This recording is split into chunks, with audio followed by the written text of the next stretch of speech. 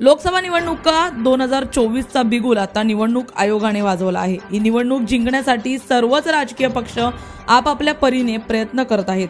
पक्ष एकापाठोपाठ एक लोकसभेच्या उमेदवारांची घोषणा करत आहेत।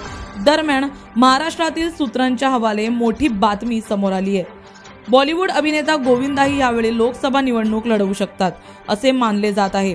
ते एकनाथ शिंदे यांच्या शिवसेनेतून निवडणूक लढवू शकतात अशी माहिती सुरू आहे। या संपूर्ण प्रकरणामध्ये बॉलिवूड अभिनेता गोविंदा शिवसेना शिंदे गटाच्या संपर्कात आहेत।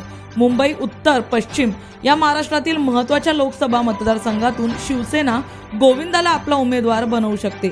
वृत्तांवर विश्वास ठेवला तर बॉलिवूड अभिनेता गोविंदा आणि महाराष्ट्राचे मुख्यमंत्री एकनाथ शिंदे यांचीही 5 दिवसांपूर्वी भेट झाली होती। यावेळी मुंबई उत्तर पश्चिम लोकसभा मतदारसंघातून विद्यमान खासदार गजानन कीर्तीकर यांना तिकीट देण्यास शिंदे गट टाळाटाळ करत आहे।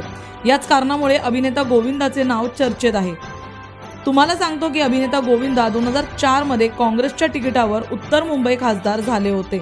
लोकसभा निवडणुकीच्या तारखा जाहीर करताना निवडणूक आयोगाने म्हटलं की तर यावेळी महाराष्ट्रात मुख्य लढत महायुती आणि महाविकास आघाडी यांच्यात होणार आहे। महायुतीत भाजपा, राष्ट्रवादी आणि शिवसेना एकत्र आहेत, तर महाविकास आघाडीचे शिवसेना, युबीटी, राष्ट्रवादीचे शरद पवार आणि काँग्रेस आहे। तर राज ठाकरे यांची मनसेही महायुतीत सामील होऊ शकते असं मानलं जात आहे।